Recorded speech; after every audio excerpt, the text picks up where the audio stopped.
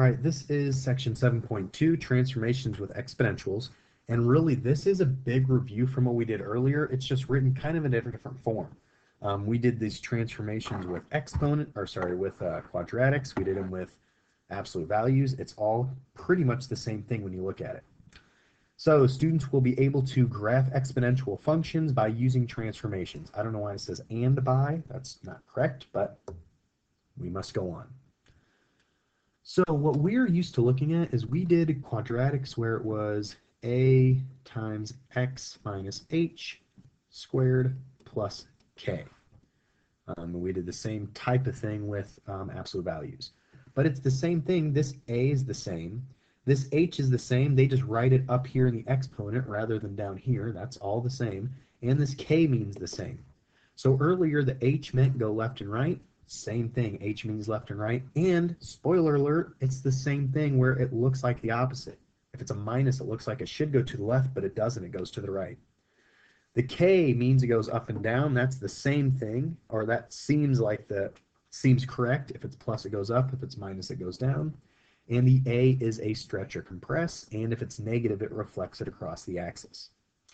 So that's really what this whole slide is about, but let's talk about it a little bit more in detail. First off, the parent function. We usually don't have a variable right here, but for this we do, because it could be a 2, it could be a 3, and it's all that's going to be the starting point. Now, all these are talking about this a in the beginning.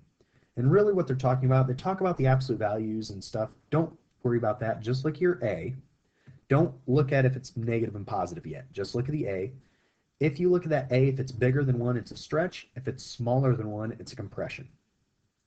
Now, if it's negative, that means it's reflected across the x-axis. If it's positive, it means it is it's not reflected. So if I gave you a number that was negative 0.52 to the x, the 2 to the x, we don't have to worry about that. That's this base part. So the parent function is 2 to the x. This 0.5, that means it's a compression, but it's not because it's negative, it's just because it's smaller than 1. This negative just is the reflection, so you don't have to worry about when you're looking at your a, if it's a stretch or compression, all you have to look at is that a. Don't worry about the negative or positive. If it's bigger than 1, it's a stretch. If it's smaller than 1, it's a compression. Then down here, the translations, the horizontal and vertical. Again, same thing, the vertical up and down is this, and it makes sense. Plus is up, minus is down, and the left and right is this one, and again it seems like the opposite. Plus is actually to the left and minus is actually to the right. I know that isn't the cleanest way to write that, but I don't have a lot of room. So for each one of these, we're going to do a table. We're going to graph both the parent function and the transformation. Now I know this is confusing, but the parent function is what we're labeling A, and the transformation is what we're labeling B. I know it kind of messed it up how it wrote that on there. Then describe the transformation in words. Now, one thing I will say, if you pay any attention and if you have that table that we just talked about, you can do the transformation in words before you even start. So this is the parent function we're starting with. This is the transformation. Well, that minus 3 means it goes to the right 3. Without even doing anything, you know that. But I need to make sure you know how to do the table and the graph, but it helps you to check your work if you know that step. So we're going to pick a couple things, a couple numbers to start with, and it really doesn't matter. I usually start with either -2 or -3. Since this is a growth, I'll start at -2.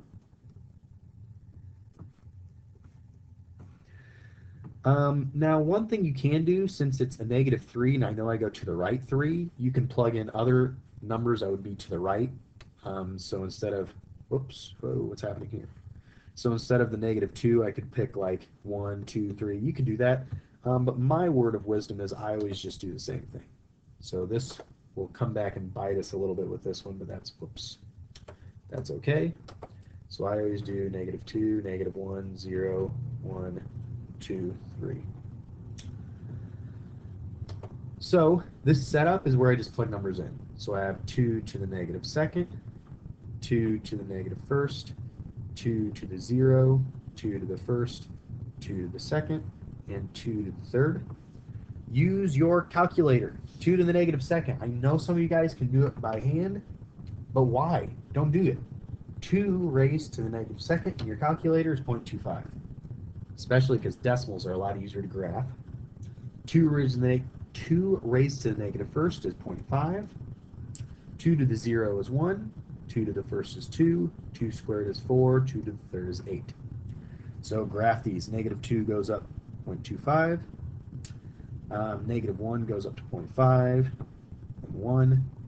And 2. Then 4. Then 8. Now when you connect these, again, make sure you don't cross that x-axis. That's the biggest thing with this. Make sure you don't go below that. So that's this first one.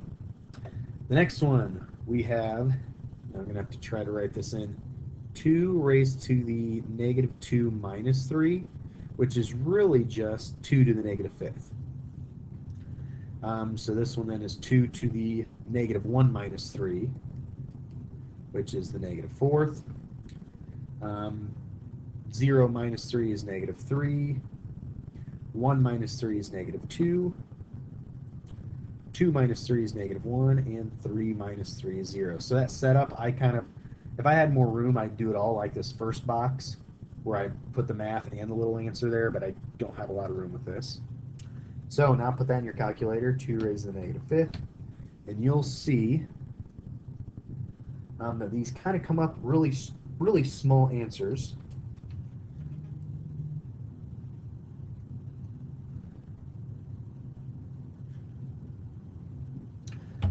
Two to the negative third, sorry, is 0.13.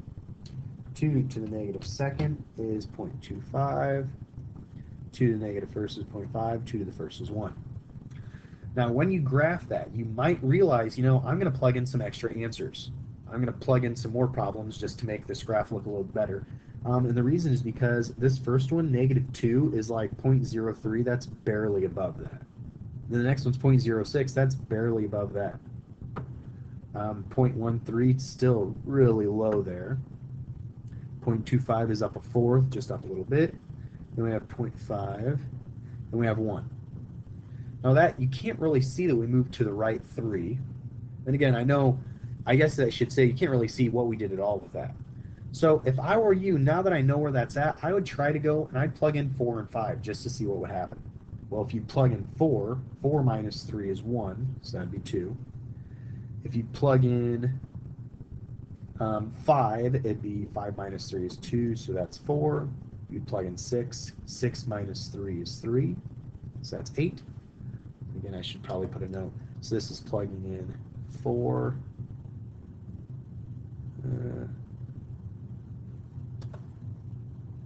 Either way, this first one's plugging in 4, this one's plugging in 5, this one's plugging in 6. Don't have a lot of room again to write that out. So plugging in 4, we get 2. Plugging in 5, we got 4. Plugging in 6, we got 8.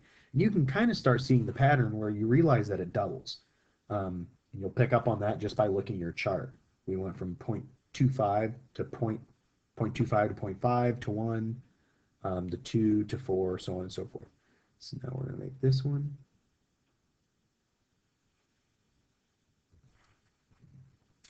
And again, you can see that we did go right 3. Every single one of these points, we went to the right 3. So that helps it out. Now, last thing, they told us to label this A and B is our transformation, just to make sure. And again, say it in words. Well, we already knew from the very beginning we went to the right 3. So same thing with this one. Already I know I go down 4 without even plugging any numbers in. So I'm going to look at the graph they give me. It goes from negative 4 to positive 4. So I'm going to start, and it doesn't really matter, I'm going to start at negative 3. I tend to start lower with lower numbers when I know it's a decay problem. And since this one, that base number is in between 0 and 1, I know it's going to be a decay problem. So negative 3, negative 2, negative 1, 0, 1, 2. Again, I'm just going to go ahead and plug in the same numbers. The last one was the last one we plugged in a couple more numbers, but it's always a good starting point at least to do those. So this first one we have 0.75 raised to the negative 3, 0.75 raised to the negative 2, 0.75 raised to the negative 1, 0.75 raised to the 0, 0.75 to the first, 0.75 squared. Again, use a calculator. 0.75 raised to the negative third is 2.37. I'm just going to put 2.4. Since we're graphing it, we can really round to the nearest tenth. That's fine. 0.75 raised to the negative 2 is 1.8. 0.75 raised to the negative 1 is 1.3. 0.75 raised to the 0 is 1. 0.75 raised to the first, should have known that's 0.75, sorry. And 0.75 raised to the second is 0.6. So negative 3 goes up 2.4, so it's right about here. Then 1.8, then 1.3, then 1, then 0.75, then 0.6. So that doesn't look the best, but it's going to kind of slope down here. Again, don't ever cross that. And that is our parent function. Our next one, we have 0.75 raised to the negative 3, then minus 4. 0.75 raised to the negative 2, minus 4. 0.75 raised to the negative 1, minus 4. 0.75 raised to the 0, minus 4. 0.75 raised to the 1, minus 4. 0.75 raised to the 2, minus 4. Now again, you can use your calculator, but also we did that up here, kind of. We knew 0.75 raised to the negative 3 is right here, so we're just subtracting 4 from that. But again, if I were you, that's kind of fancy. You can just use your calculator. So 0.75 raised to the negative 3 minus 4, that's negative 1.6. 0.75 raised to the negative 2 minus 4 is negative 2.2. Sorry, just making sure. 0.75 raised to the negative first minus 4 is negative 2.7.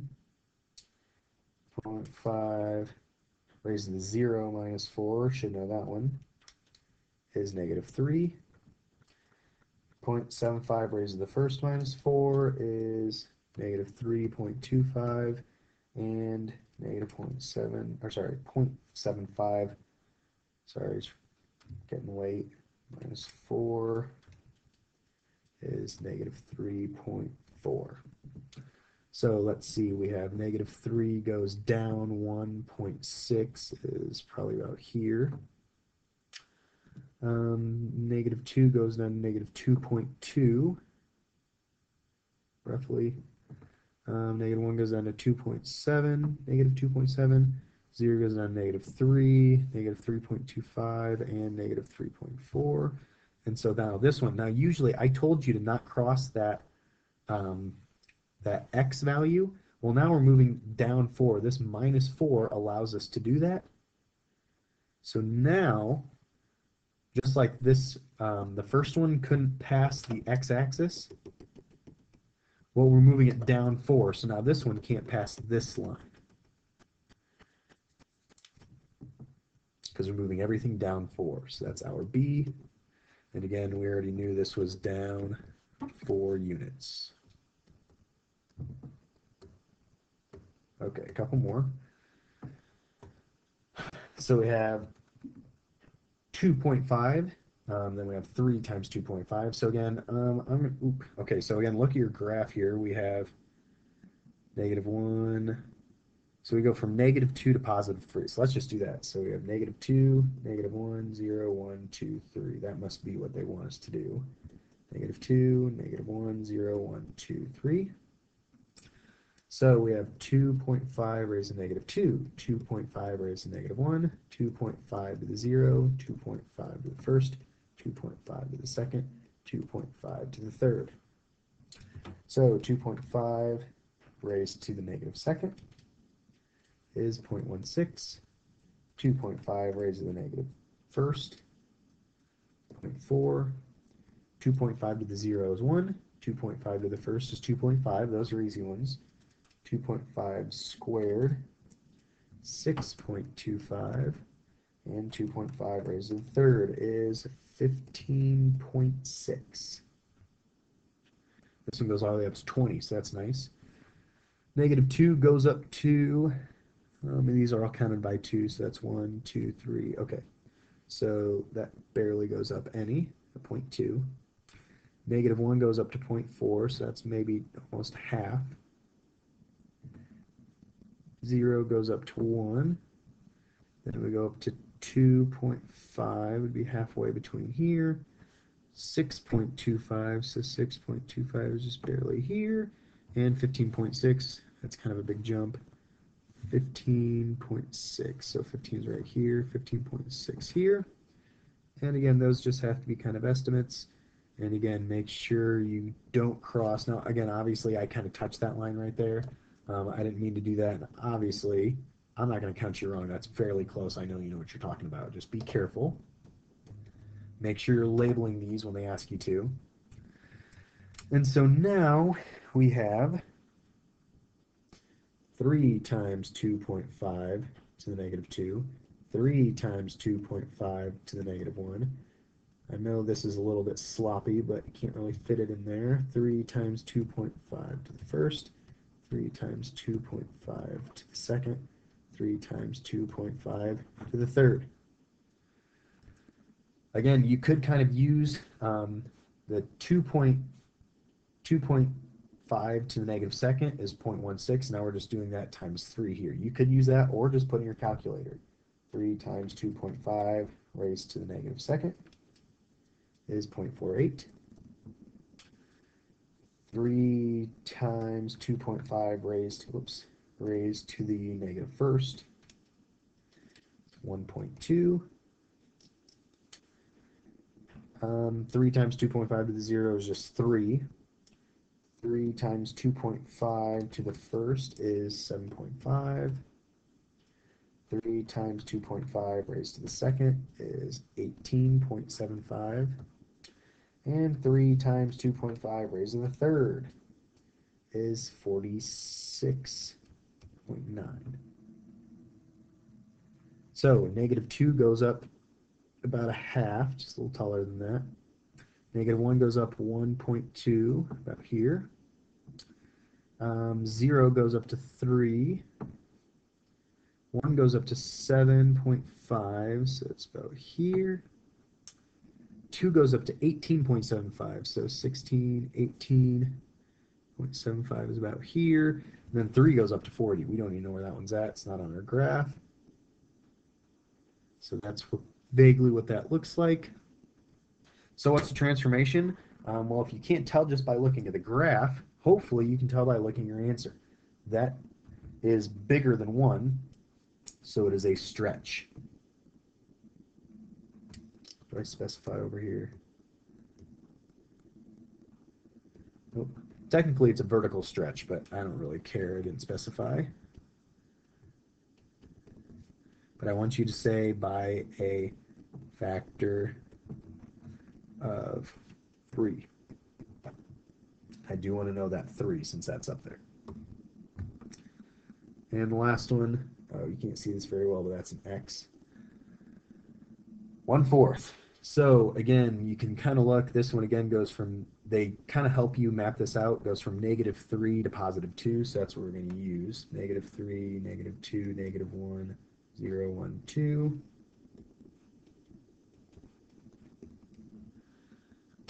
So we have 1/4, this is going to be messy, 1/4 raised to the negative third, 1/4 raised to the negative second, 1/4 the negative first, 1/4 to the 0, 1/4 to the first, 1/4 to the second. Again, use your calculator, and hopefully what I would do right away if I were you, 1 divided by 4 is 0.25. So really, if I were you, I wouldn't put these 1/4 at all. I would literally just put 0.25, 0.25, 0.25, 0.25, 0.25, 0.25.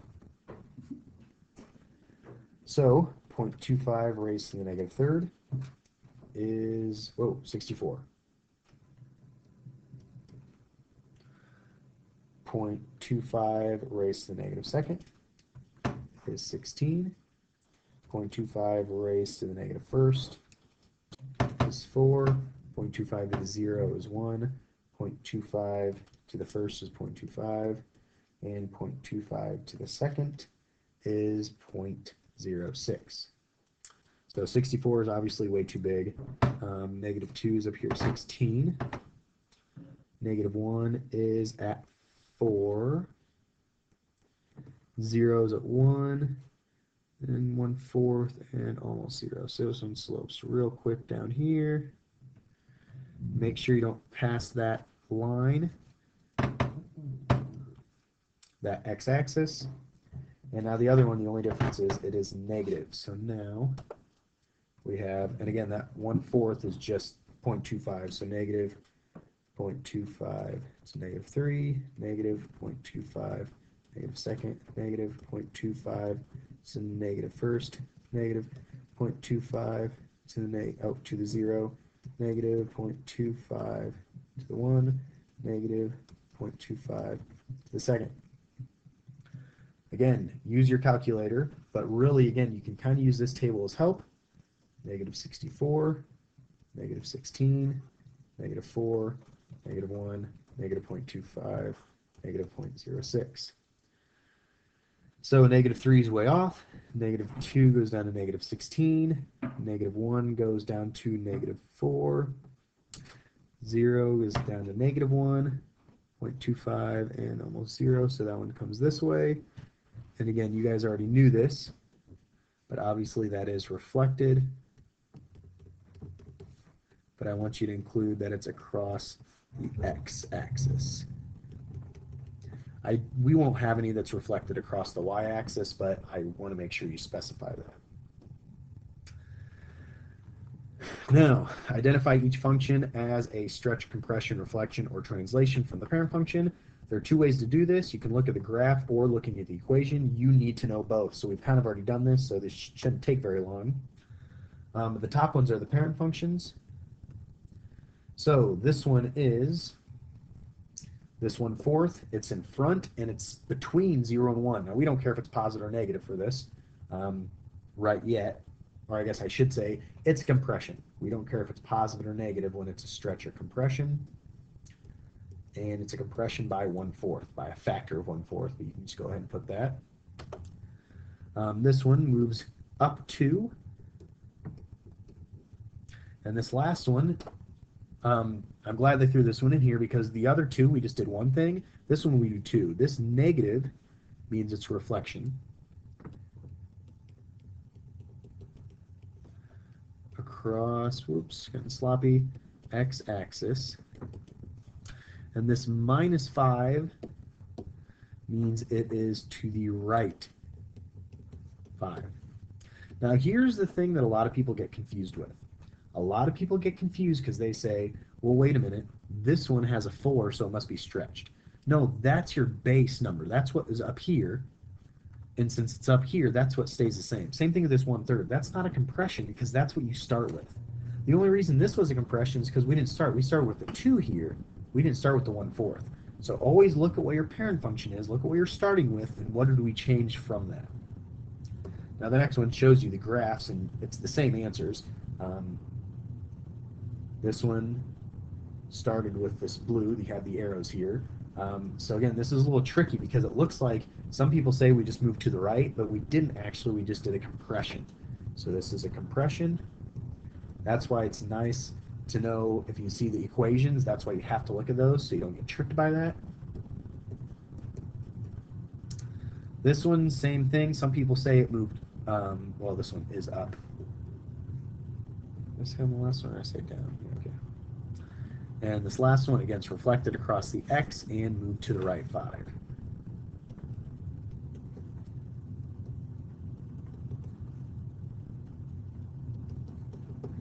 So again, it kind of helps. Really, definitely make sure you know it by looking at the equation. That's always going to help you, but also looking at the graph does help as well. But definitely by looking at the equation. So if you have any questions, make sure you email me. Make sure you ask the substitute. He can answer most of your questions. Again, watch this over and over. If you didn't understand this, watch it again. when you're doing homework or when you're studying, go ahead and watch this again. Use these videos to your advantage. If you have any questions, definitely email me.